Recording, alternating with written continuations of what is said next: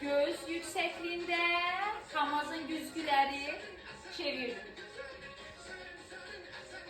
Yine eller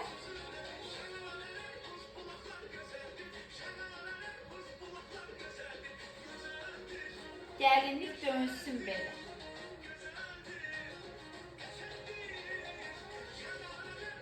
Ana hareket, qarpızın için oyma.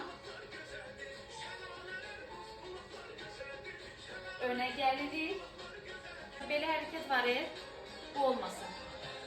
Tövbəsi buna bak, ince. Bəli.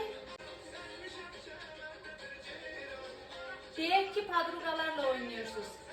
Çiğinler yakınlaşır bakın. Çiğinleri demek ki nedir? İnsan çalışınca olur değil mi? Maşallah bak su kimi belə aktı.